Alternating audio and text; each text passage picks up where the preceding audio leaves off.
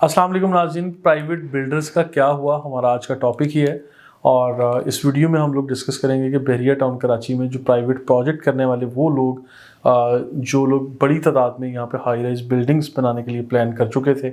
अपने प्रोजेक्ट्स को सेल कर चुके थे और आज हालात के पेश नज़र अपने प्रोजेक्ट्स पे काम रोक चुके हैं। और हमारे उन कस्टमर्स को क्या करना चाहिए,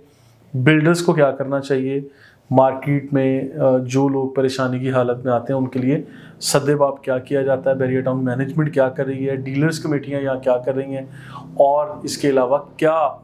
जो मिडवे सॉल्यूशंस क्या निकलते हैं, हम इसके ऊपर बात करेंगे। और टीम पीपीएल यानी पाकिस्तान प्रॉपर्टी लीडर्स के हमारे एजेंट्स या हमारे जो माहिरीन हैं वो आपके लिए इसमें क्या खिदमत कर सकते हैं या क्या एडवाइस कर सकते हैं, क्या मशवरा दे सकते हैं, इसके ऊपर आज हम बात करेंगे। नाज़रीन, आज साल 2023 यानी दिसंबर का महीना है, साल बिल्कुल ख़त्म होने के और साल 2024 शुरू होने को है। बहरिया टाउन कराची में मुझे यहाँ तक याद पड़ता है कि साल 2019 में बाकायदा तौर पे कंस्ट्रक्शन का फेज़ शुरू हो चुका था। यानी उसके बाद जब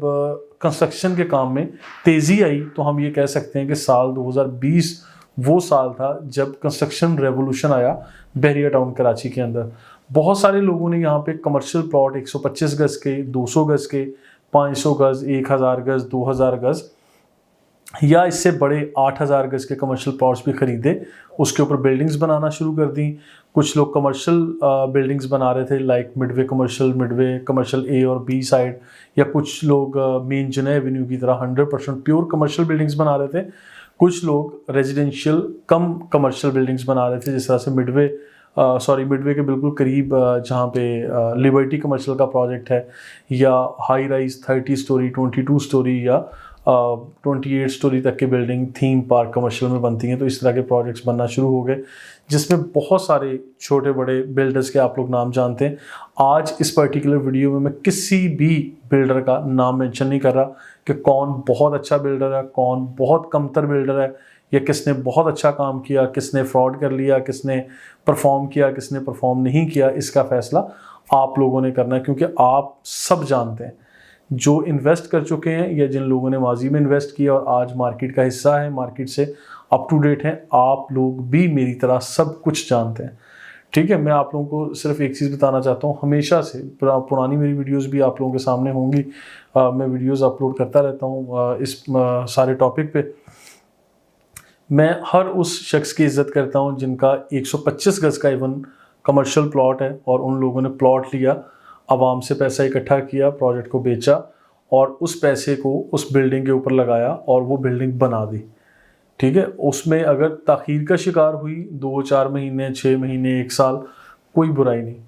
ताख़ीर, डिले आना, लेट हो जाना कोई बुराई नहीं है, बनिस्बत इसके कि चीज़ों को इतना ज़बरदस्त अंदाज में लिंगर ऑन करना या नीयतों में फ़र्क लेके आना, लालच करना, या आवाम का वहाँ से इकट्ठा किया गया पैसा किसी और जगह पे जाके आप लोग अपने लालच के लिए अगर इन्वेस्ट कर रहे हैं तो ये बातें गलत हो जाती हैं। अब यहाँ पे बहुत सारी मिसालें आप लोगों को मिलेंगी बहरिया टाउन कराची की मार्केट में भी कि जिन लोगों ने यहाँ इन्वेस्ट किया था, आज वो हालात के पेश नज़र जब महंगाई हुई, डॉलर रेट कहाँ से कहाँ गया, यानी मार्केट की क्या सिचुएशन एक्सप्लेन करने की ज़रूरत तो नहीं है। आप सब लोग जानते हैं कि पिछले 2 साल कितने टफ़ टाइम फ्रेम के साथ यहाँ गुजरे हैं, यानी साल 2022 और साल 2023। ये कंस्ट्रक्शन और यानी ख़ासकर जो as a developer, as a builder लोग काम कर रहे थे, उनके लिए ये वाला टाइम काफ़ी गंभीर किस्म का था, कॉम्प्लिकेटेड था। इसमें बहुत सारे लोग अपनी कमिटमेंट्स को पूरा करने से आरी थे और आरी हैं। ठीक है, जिन लोगों ने नॉर्मली हमारे पाकिस्तान में क्या होता है, बल्कि एनीवेयर इन द वर्ल्ड क्या होता है कि जब हाई राइज बिल्डिंग्स बनाने के लिए प्रोजेक्ट को प्लान किया जाता है,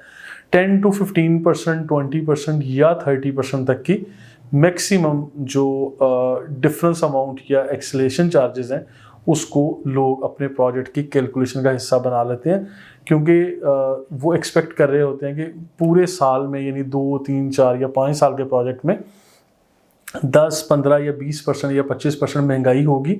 और उसको हमने अपनी कॉस्ट एस्टिमेशन में ऐड कर लेना है, ताकि ये जो एक एडिशनल चंक है ये हमें बचाएगा कि हम लोग नुकसान की तरफ ना जाएं या हमारा प्रॉफिट रिड्यूस ना हो। तो इस दफ़ा क्या हुआ कि 100% महंगाई हुई और लोगों की कैलकुलेशंस फेल हो गई, लोगों की प्लानिंग्स फेल हो गई, और ये रिकॉर्ड किस्म की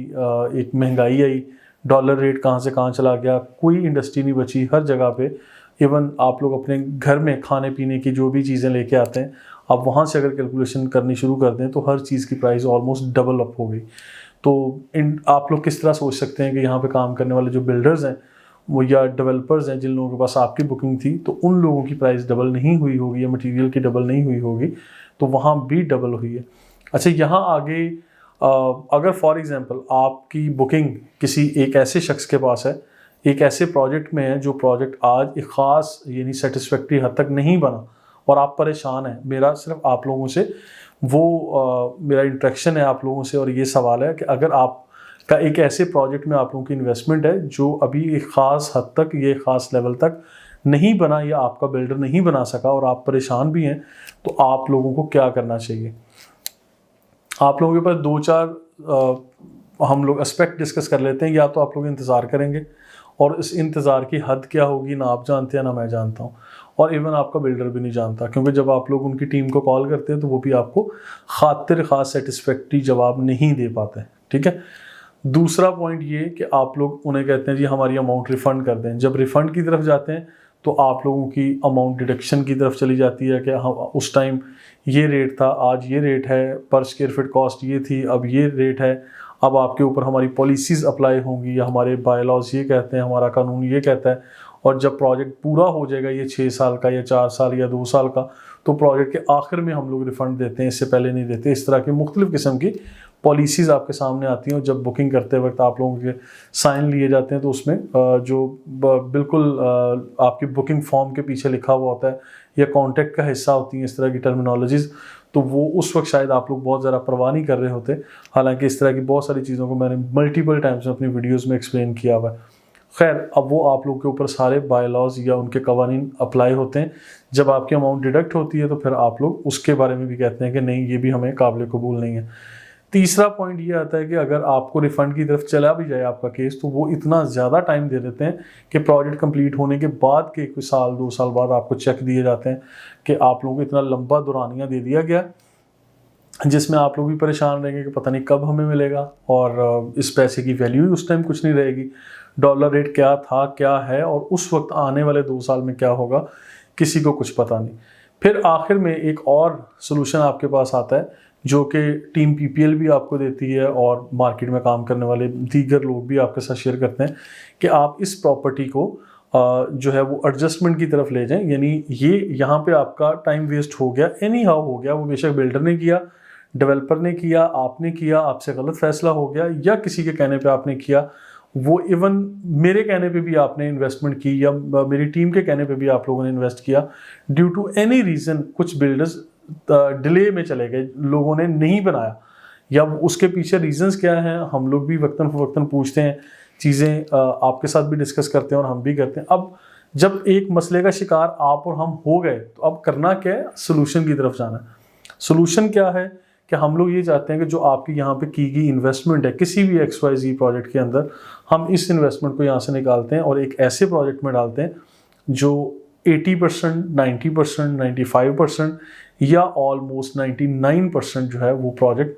बना हुआ है। हम आपकी ये इन्वेस्टमेंट उठा के उस प्रोजेक्ट में डालना चाहते हैं, और आपको ये कहते हैं कि यहाँ पे आप लोग या 1 शॉट पेमेंट कर दें, या आप लोग कस्टमाइज किस्म का पेमेंट प्लान ले लें। आप लोग 1 साल, 2 साल, 2.5 साल, 6 माह, 8 माह, कोई भी पेमेंट प्लान आप लोग बनवा सकते हैं। सबसे मजबूत किस्म की मैं एग्जांपल आप लोगों को देता हूँ, और 20 इस तरह की तैयार प्रोजेक्ट, तैयार बिल्डिंग्स हैं जिसमें हम आपकी इन्वेस्टमेंट को शफल कर सकते हैं, एडजस्ट कर सकते हैं, मर्ज कर सकते हैं, एक्सचेंज कर सकते हैं, बार्टर कर सकते हैं। ये बहुत सारे अल्फाज हैं इस तरह के कि हम लोग आपको मर्जिंग की तरफ ले जा सकते हैं। और एक बड़ी तादाद आज भी हमारे कस्टमर्स की ऐसी मौजूद है जो अपने आप को ज़्यादा अक्लमंद समझते हैं और फिर ये कहते हैं कि नहीं जी, मर्जिंग का तो लफ्ज़ ही पता नहीं क्या लफ्ज़ है, हम तो मर्जिंग का लफ्ज़ सुन के भाग जाते हैं। तो मैं उनके जवाब में ये कहता हूँ कि जिन लोगों ने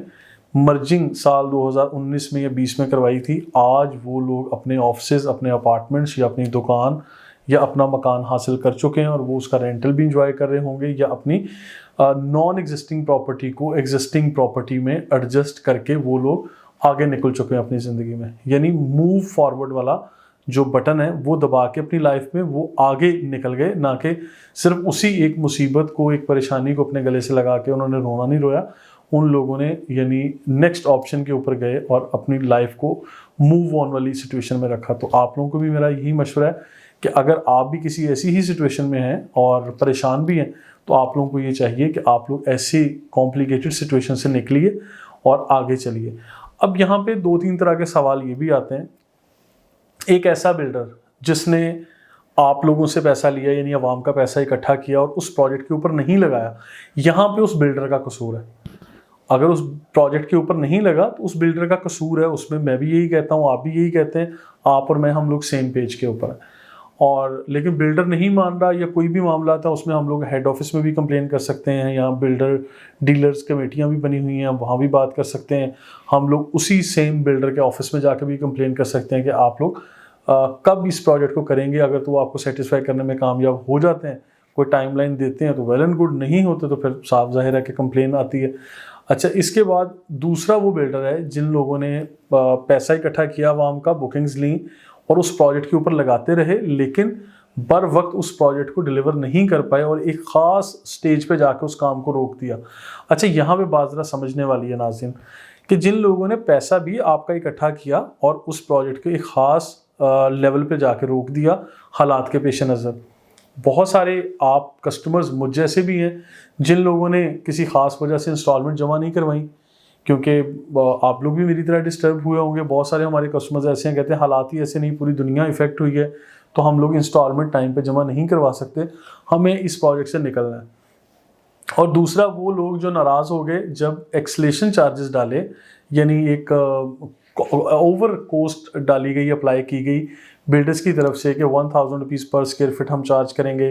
500 रुपीज़ पर स्क्वायर फिट हम एक्स्ट्रा चार्ज करेंगे, जो कि महंगाई के ज़ुमरे में आता है। तो उसके ऊपर भी कुछ लोगों ने एक्शन ले लिया कि नहीं जी, हम लोग तो बिल्कुल एक्सेप्ट नहीं करेंगे, ऐसा तो नहीं हो सकता, ये महंगाई हुई है तो सिर्फ हमारे लिए महंगाई हुई है, हमें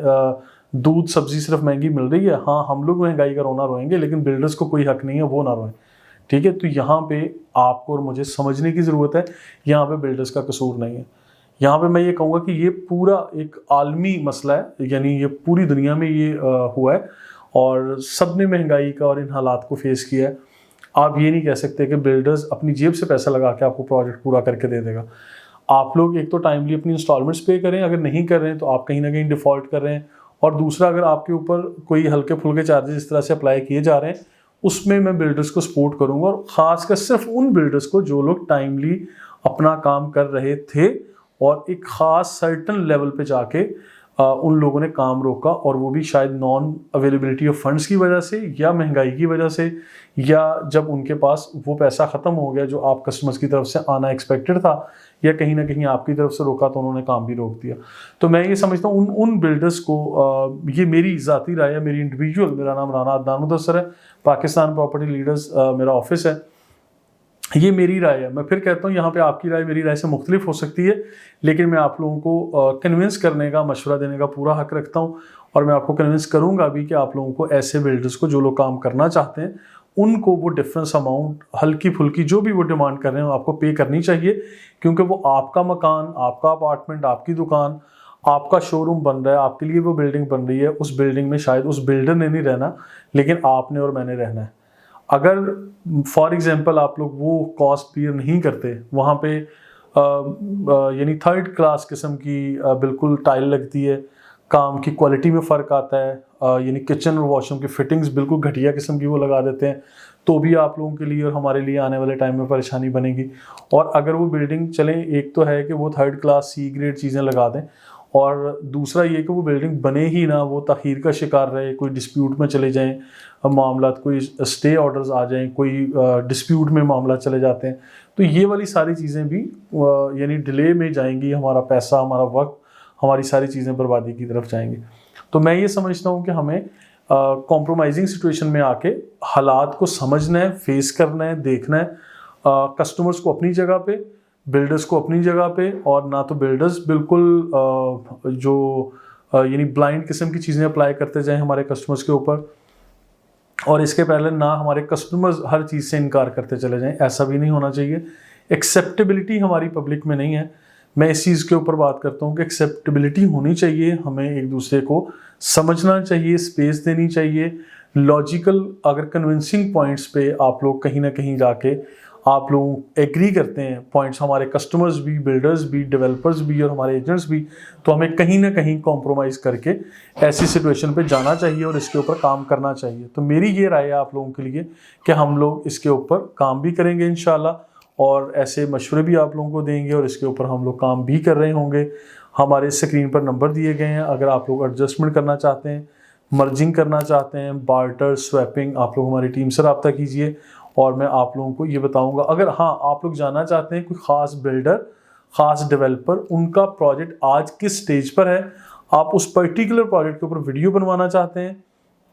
अपडेट लेना चाहते हैं, आप मेरी टीम से ज़रूर रब्ता कीजिए, क्योंकि हम लोग पूरे बहरिया टाउन में कहीं भी कोई भी प्राइवेट बिल्डर भी 125 गज की बिल्डिंग बना रहा है, वो 8000 गज के कमर्शियल प्लॉट के ऊपर बिल्डिंग कर रहा है, हम लोग हमारी मतलब रियल स्टेट जर्नलिज्म के मुताबिक हमारी बड़ी अच्छी बड़ी टीम है अल्हम्दुलिल्लाह, हम लोग कैमरे की आंख से आप लोगों को हर उस प्रोजेक्ट का दिखाएंगे, कवरेज करेंगे, उसके प्रॉज एंड कॉन, या उसका कितना डिले हुआ, कब बना, क्या उसमें चीज़ें महंगी हुई, क्या सस्ती हुई, और क्या आप लोगों को इन्वेस्ट कब करना चाहिए, कब निकलना चाहिए, यानी इस तरह की मशावरत हमारी चलती रहेगी। Thank you so much.